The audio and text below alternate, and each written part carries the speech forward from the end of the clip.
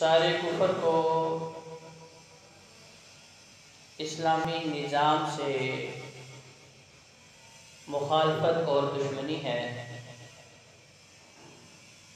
حالانکہ اگر بات عبادات کی جائے تو نماز، روزہ، زکوٰۃ اور حج اس سے پہلے کے بھی ادیان اور شریعتوں کے اندر موجود تھا۔ ان ساری عبادات سے یہود و ہنود اور یہود و نصارہ متعارف تھے۔ نمازیں وہ بھی پڑھتے تھے، روزے وہ بھی رکھتے تھے، صدقہ و خیرات، زکوٰۃ وہ بھی ادا کرتے تھے، اور حج عمرہ بھی ان کی شریعت اور ان کے مذہب کے اندر موجود تھا۔ تو پھر کیا وجہ ہے کہ یہود و نصارہ اور پوری ملت کفر ساری طاغوتی طاقتیں، سارے منکرین اسلامی نظام سے اختلاف اور دشمنی کیوں کرتے ہیں؟ کیونکہ حضرت علی وقار اسلام نے دین اور دنیا کو الگ الگ نہیں کیا، عبادات اور معاملات کو الگ الگ نہیں رکھا، صرف اور صرف آپ دنیا کو حاصل کرتے رہیں، دنیا کے پیچھے بھاگتے رہیں، ساری توانائیاں اور ساری قوتوں کو دنیا کے اوپر کھپا دیں، یا پھر آپ صرف اور صرف دین کے ہو کے رہ جائیں، یہ اسلامی نظام اور اسلام کا منشا نہیں ہے۔ نبی کریم صلی اللہ علیہ وآلہ وسلم کو جو رب کائنات نے اپنا محبوب ترین اور پسندیدہ دین عطا فرمایا ہے، وہ ایک کامل، مکمل اور اکمل نظام حیات ہے، جس میں عقائد، عبادات اور معاملات کو جب یکجا کیا جاتا ہے، اکٹھا کیا جاتا ہے، تو پھر اسلام کی اور ایمان کی عمارت مکمل طور پہ کھڑی ہوتی ہے۔ ان چیزوں کو اگر آپ الگ الگ کر دیں گے تو اسلام کی روح ختم ہو جائے گی، اور اللہ رب العزت نے انسانوں کو جس مقصد کے لیے پیدا کیا تھا وہ مقصد فوت ہو جائے گا۔ کیونکہ اگر آپ اس چیز پہ غور کریں کہ اگر مقصد صرف اور صرف عبادات ہی ہو اور معاملات کو چھوڑ دیا جائے، حقوق و فرائض، ذمہ داریوں کو الگ کر دیا جائے، تو پھر اس کام کے لیے سب سے موزوں اور بہترین مخلوق فرشتے تھے، جنہیں کھانے پینے کی فکر نہیں تھی، جنہیں کمانے کی فکر نہیں تھی، جن کے اوپر ذمہ داریوں کا بوجھ نہیں تھا، جن کے اوپر حقوق و فرائض نہیں تھے کہ ماں باپ کے لیے آپ نے وقت نکالنا ہے، بیوی بچوں کے لیے وقت نکالنا ہے، بہن بھائیوں کے لیے وقت نکالنا ہے، اعزاء و قاربین کے لیے وقت نکالنا ہے، دوست احباب کے ساتھ آپ نے وقت بتانا ہے، تو ان ساری حقوق و فرائض اور ذمہ داریوں سے فرشتے بالکل مبرہ تھے۔ تو اگر صرف اور صرف مقصد بندگی اور عبادت تھا تو پھر اس کے لیے سب سے بہترین مخلوق فرشتے تھے۔ تو اللہ رب العزت نے انسانوں کے اوپر یہ ذمہ داری عائد کر دی کہ اب اگر تم عبادات کرو گے میں پھر بھی راضی ہوں گا، اگر تم معاملات بھی میری منشا کے مطابق چلاؤ گے میں پھر بھی راضی ہوں گا، اگر عبادات کرو گے اس کے اوپر بھی اجر و ثواب اور جنت کے مستحق ٹھہرو گے، اور اگر معاملات کو، حقوق و فرائض اور ذمہ داریوں کو بھی اللہ رب العزت کی رضا کی خاطر، اللہ رب العزت کو خوش کرنے کی خاطر اللہ رب العزت کے خوف کی خاطر کرو گے تو پھر بھی تمہیں اجر و ثواب بھی ملے گا اور جنت کے مستحق بھی ٹھہرو گے۔ تو پھر گویا کہ اسلامی نظام سے سارے کفر کو خوف ہے، نماز روزے سے خوف نہیں۔ آپ صرف نمازیں پڑھتے رہیں، کوئی یہودی آپ سے اختلاف نہیں کرے، نمازیں وہ بھی پڑھتے ہیں، آپ مسجد میں بیٹھ کے اللہ اللہ کرتے رہیں، 24 گھنٹے بھی کرتے رہیں، اسے کوئی خوف و خطر نہیں آپ سے، کیونکہ وہ عیسائی بھی پڑھ رہا ہے۔ ہر دین کے اندر نماز موجود ہے، اس کا طریقہ الگ ہے، اس کا نظام الگ ہے، وہ سارے معاملات الگ ہیں، لیکن نماز ہر دین کے اندر موجود ہے۔ آپ روزے رکھیں، انفرادی معاملات کریں، اسے کسی یہودی عیسائی کو آپ سے اختلاف نہیں ہوگا، لیکن اختلاف کدھر ہے؟ اسلامی نظام کے اوپر۔ جب آپ کہتے ہیں کہ کرام مسلم کریں، ہر مسلمان کی عزت و توقیر کریں، انسان کی عزت و توقیر کریں، بحیثیت انسان کوئی اعلیٰ اور ادنا نہیں، بحیثیت انسان کسی انسان کو دوسرے پہ فوقیت نہیں۔ آپ کا امیر اور غریب ہونا، آپ کا گورا اور کالا ہونا، آپ کا زبان کا بہترین چلنا یا تھرتھرانا، آپ کا اونچی قوم سے تعلق رکھنا یا کسی نچلی ذات سے تعلق رکھنا، بحیثیت انسان اس کے اوپر فرق نہیں۔ یہ اسلامی نظام ہے کہ بھئی اللہ کی نگاہ میں بحیثیت انسان سارے کے سارے برابر ہیں۔ ہاں، اگر اللہ کے نزدیک آپ نبوت چاہتے ہیں، اللہ کی نگاہ میں مقام چاہتے ہیں، اللہ کی نگاہ میں آپ تقرب حاصل کرنا چاہتے ہیں، تو پھر ایک ہی فارمولہ ہے، ایک ہی قاعدہ کلیہ ہے، اس کے اوپر جو بھی عمل کر لے گا، چاہے وہ عربی ہو، چاہے اجمی ہو، چاہے اردو بولنے والا ہو، چاہے انگریزی اس زبان سے تعلق رکھنے والا ہو، چاہے دنیا کے جس مرضی کونے گوشے میں رہنے والا ہو، جس مرضی نسل سے اس کا تعلق ہو، جس مرضی قوم سے اس کا تعلق ہو، ان اکرمکم عند اللہ اتقاکم، اللہ کے ہاں صرف اور صرف وہ انسان تقرب پانے والا ہے اور اللہ کے قریب جانے والا ہے، اللہ کو خوش کرنے والا ہے، جس کے دل میں رب کا خوف پیدا ہو۔ اور اسلام کا نظام عدل یقیناً صاف ہے کہ حاکم وقت کا بیٹا بھی اگر غلطی کرتا ہے تو اسے بھی ایک عام انسان کی طرح سزا ملے گی۔ حضرت فاروق رضی اللہ عنہ کے زمانہ میں عمر بن العاص کے بیٹے کی شکایت لگی، جی آپ کے گورنر کے بیٹے نے ایک غلام کے بیٹے کو مارا ہے۔ اب کس بات کا مارا ہے؟ جی گھوڑے کی دوڑ لگی، مقابلہ ہوا، جب مقابلہ ہوتا ہے تو ہار جیت تو پھر ہونی ہے، ایک جیتے گا تو ایک ہارے گا۔ اب ہار جیت تو مقدر کی ہے، جو محنت زیادہ کرے گا، من جدہ وجدہ، اللہ کا بھی اصول ہے، جو کوشش کرے گا وہ پا لے گا۔ اب یہ اصول آپ اپنی روحانیت پہ بھی لگا سکتے ہیں، اپنی دینی زندگی پہ بھی لگا سکتے ہیں، آپ اپنی دنیاوی زندگی پہ بھی اپلائی کر سکتے ہیں۔ من جدہ وجدہ، اللہ فرماتا ہے جو محنت کرے گا، جو کوشش کرے گا وہ پائے گا۔ آج جو لوگ دنیا کے لیے کوشش کر رہے ہیں تو اللہ میں دنیا نہیں دے رہا کہ یہ کافر ہیں، یہ مشرک ہیں، یہ میرے منکر ہیں، یہ مرتد ہیں، یہ مجھے ناراض کرنے والے ہیں، تو میں نے دنیا نہیں دینی۔ نہیں، من جدہ وجدہ اللہ کا اصول ہے، جو کوشش کرے گا میں اسے عطا کروں گا۔ اب مقابلہ ہوا، گورنر کا بیٹا عمرو بن العاص کا بیٹا اس مسابقے میں، اس دوڑ میں، اس مقابلے میں پیچھے رہ گیا۔ اب اس بات پہ غصہ آ گیا کہ میں ہار گیا، میں تو وڈیرے کا بیٹا، چودھری کا بیٹا، اور یہ غلام کا بیٹا مجھ سے آگے نکل گیا، اسے کوڑے مارے۔ اب شکایت حضرت فاروق رضی اللہ عنہ کے پاس پہنچی، جس نظام عدل سے، جس نظام دین سے سارا کفر خائف ہے اور ڈر رہا ہے، اور اس کے بارے میں انہیں یہ خوف ہے کہ اگر یہ نظام ساری کائنات کے اوپر رائج ہو گیا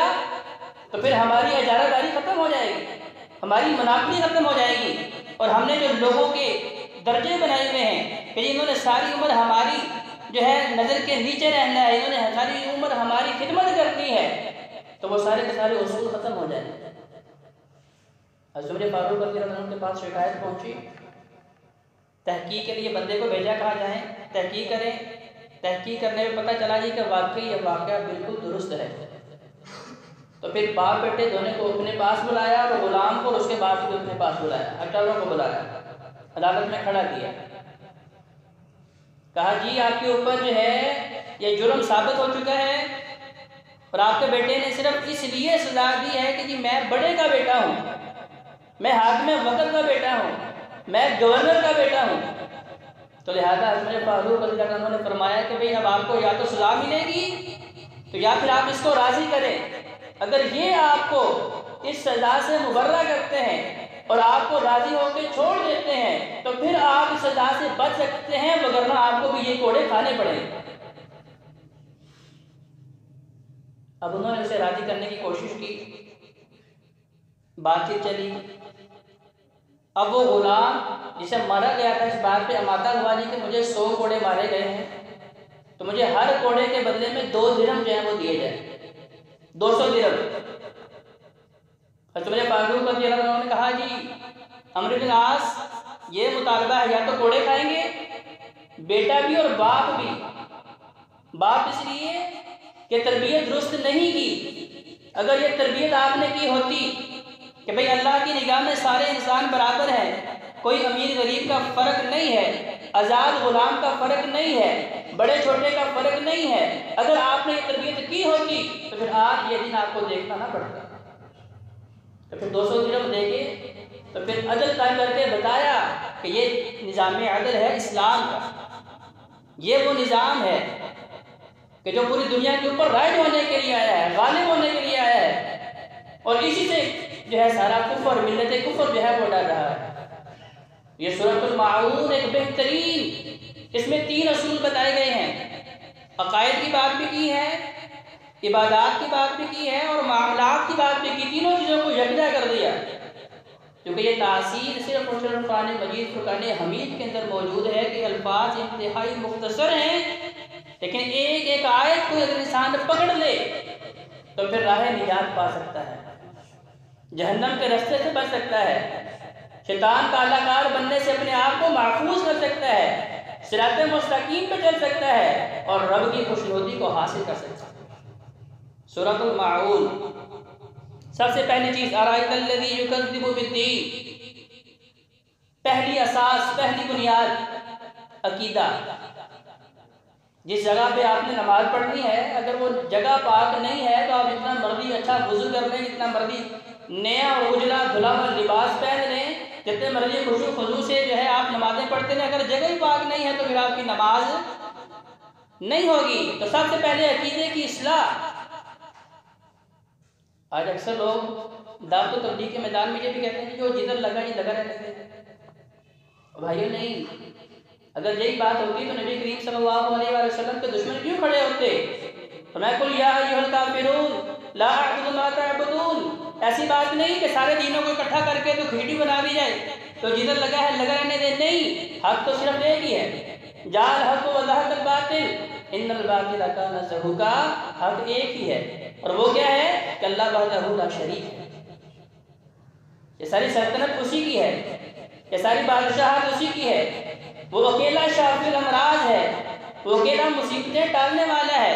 وہ اکیلا ہی ہمیں رزق دینے والا ہے، وہ اکیلا زمین و آسمان کے نظام کو چلانے والا ہے، بنانے والا ہے اور اس کو برباد کر کے دوبارہ آخرت نو پھر دوبارہ اکٹھا کر کے سارے انسانوں کو زندہ کر کے بتانے والا ہے کہ ساری سلطنت میری ہے، ساری بادشاہت میری ہے، ساری حکومت میری ہے، سارا اقتدار میرا ہے۔ تو سب سے پہلے اللہ رب العزت نے عقیدے کی بات کی، ارائیت الذی یکذب بالدین، کیونکہ ایمان کے اندر 6 چیزیں شامل ہیں، اللہ پہ ایمان، سارے نبیوں پہ ایمان، اللہ نے جتنی آسمانی کتابیں نازل فرمائی، تورات، زبور، انجیل، قرآن اور دیگر صحائف، ان سب پہ ایمان کہ اللہ نے نازل کیے تھے، اللہ کا پیغام تھا، انسانوں کے نام، فرشتوں پہ ایمان، تقدیر پہ ایمان اور مرنے کے بعد اللہ کا دوبارہ زندہ کرنے پہ ایمان۔ ارائیت الذی یکذب بالدین، اس دن کا پیغام کہ اس کے بارے میں لوگوں نے اختلاف کیا، انکار کیا، لیکن 3 طرح کے عقائد ہیں۔ پہلا عقیدہ توحید۔ اب مشرکین مکہ ایسی چیز نہیں کہ وہ اللہ سے متعارف نہیں تھے، وہ اللہ کو جانتے تھے، لفظ اللہ ان کے اندر نیا نہیں تھا۔ بیت اللہ، یہ نبی کریم صلی اللہ علیہ وآلہ وسلم سے کئی سو سال پہلے کا لقب چلتا آ رہا ہے، خانہ کعبہ کا بیت اللہ، اللہ کا گھر۔ سارے مشرکین مکہ اس بات سے متعارف تھے، لیکن اللہ کے ساتھ اور بہت سے بنانے والے تھے کہیں 360 خانہ کعبہ میں پڑے ہیں، اپنے گھروں میں بنائے ہوئے ہیں، چوکوں میں بنائے ہوئے ہیں، محلوں میں بنائے ہوئے ہیں۔ تو سب سے پہلے عقیدہ توحید، لا الہ الا اللہ، پہلے سب کی نفی کر دی کہ اللہ کے علاوہ تو کوئی بھی نہیں ہے، نہ کوئی معبود ہے، نہ ایسی کوئی ذات اس کے سامنے سجدہ کیا جائے، نہ کوئی ایسی ذات جس کے نام پہ نظر و نیاز دی جائے، نہ کوئی ایسی ذات ہے جسے مشکل کشا مانا جائے، جس کے سامنے اپنی حاجات کو پیش کیا جائے۔ لا الہ الا اللہ، وہ صرف ایک اللہ کی ذات ہے۔ دوسرا عقیدہ رسالت۔ اب مشرکین مکہ، کیونکہ یہ مکی دور کی صورت ہے، سورۃ الماعون، تو دوسرا عقیدہ کیا تھا؟ عقیدہ رسالت۔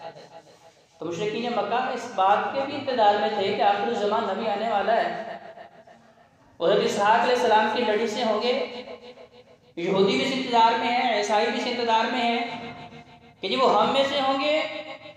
ہم ان کی نصرت کریں گے، پھر پوری دنیا پہ غلبہ حاصل کریں گے۔ تو انہیں اس بات کا پتہ تھا کہ اللہ کی طرف سے رسول بھی نامزد کیے جاتے ہیں۔ عقیدہ رسالت کے منکر نہیں تھے۔ منکر کس بات کے تھے؟ نبی کریم صلی اللہ علیہ وآلہ وسلم کو نبوت سے سرفراز کیے جانے پہ اعتراض تھا۔ اعتراض کیا تھا؟ اگر ان کا اعتراض ہمیں سمجھ آ جائے تو ذات جیوکار ہمارے آج کے موجودہ بہت سے اختلاف ختم ہو جاتے ہیں۔ انہوں نے کہا ہم آپ کو رسول کیسے مان لیں؟ آپ کی پیدائش ہمارے سامنے ہوئی،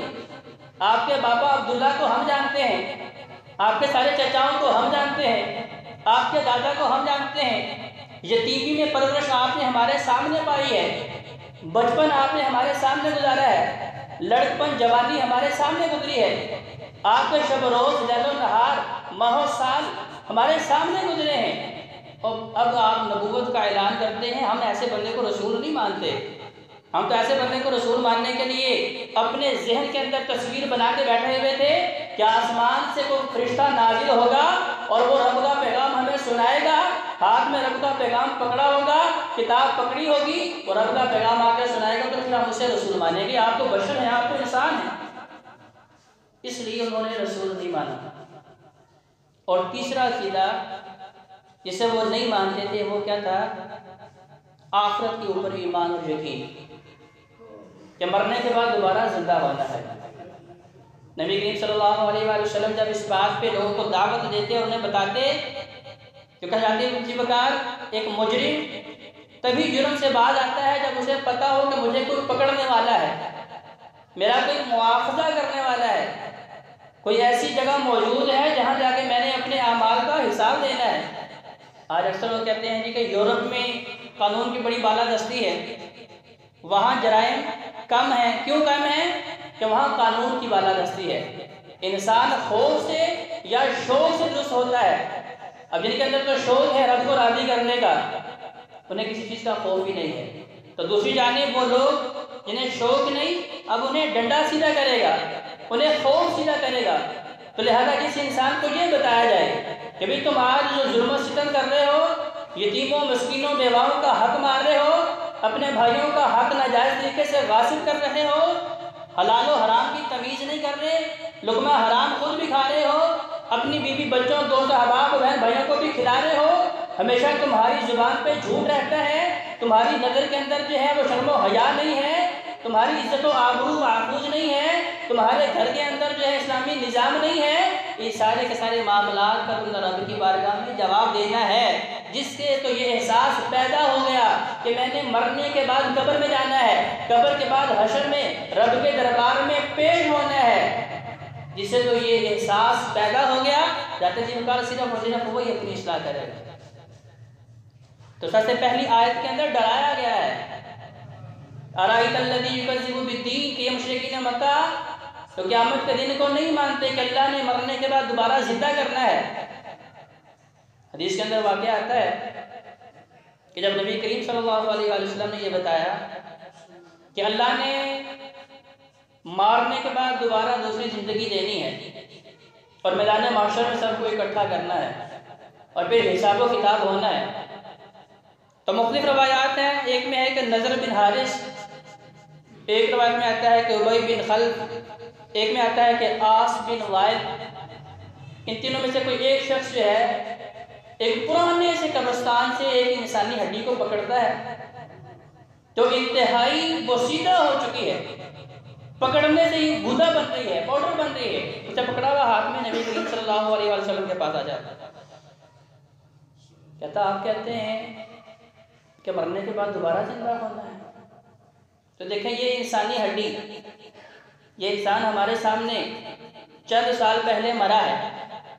اس کی قبر کی مٹی بھی بوسیدہ ہو گئی ہے، ختم ہو گئی، نام و نشان تک نہیں رہا، پورے جسمانی ڈھانچے میں سے صرف ایک چھوٹی سی ہڈی کا ٹکڑا بچا ہے، اور میں آپ کے پاس لے کے آیا ہوں، وہ اپنے ہاتھ سے اسے مسل کے کہتا ہے یہ دیکھیں یہ بھی ختم ہو گئی ہے، اور تمہارا رب کیسے زندہ کرے گا؟ تو نبی کریم صلی اللہ علیہ وآلہ وسلم مسکرائے اور فرمایا وَضَرَبَ لَنَا مَثَلًا وَنَسِيَ خَلْقَهُ قَالَ مَن يُحْيِي الْعِظَامَ وَهِيَ رَمِيمٌ قُلْ يُحْيِيهَا الَّذِي أَنشَأَهَا أَوَّلَ مَرَّةٍ وَهُوَ بِكُلِّ خَلَّاقٍ عَلِيمٌ۔ کیا فرمایا کہ بھئی تم یہ کہتے ہو کہ یہ ہڈی جو بوسیدہ ہو چکی ہے، نکارہ ہو چکی ہے، کرامت نہیں رہی، اس ہڈی سے تمہارا رب پیدا کیسے کرے گا؟ تو نبی کریم صلی اللہ علیہ وآلہ وسلم کے اوپر اللہ تبارک و تعالیٰ نے وحی بھیج دی، قُلْ يُحْيِيهَا الَّذِي، اے محبوب پیغمبر ان کو بتا دیجئے کہ جس رب نے پہلی مرتبہ پیدا کیا، هَلْ أَتَى عَلَى الْإِنسَانِ حِينٌ مِّنَ الدَّهْرِ لَمْ يَكُنْ شَيْئًا مَّذْكُورًا، انہیں بتائیں کہ یہ انسان جس کا ڈھانچہ موجود نہیں تھا، نقشہ موجود نہیں تھا، مٹیریل موجود نہیں تھا، کس چیز سے بنایا جائے گا پتہ نہیں تھا، اس کے بارے میں کسی کو تصور نہیں تھا، وہم و گمان نہیں تھا، تب اللہ تبارک و تعالیٰ نے اس مخلوق کو جس کا ذکر بھی موجود نہیں تھا، اللہ تبارک و تعالیٰ نے تخلیق بخشی ہے، تو اب تو اس انسان کا ڈھانچہ موجود ہے، مٹیریل موجود ہے، فضاؤں کے اندر یا مٹی کے اندر اس کے ذرات موجود ہیں، اب اس خالق کے لیے اس انسان کو دوبارہ پیدا کرنا کیا مشکل ہے؟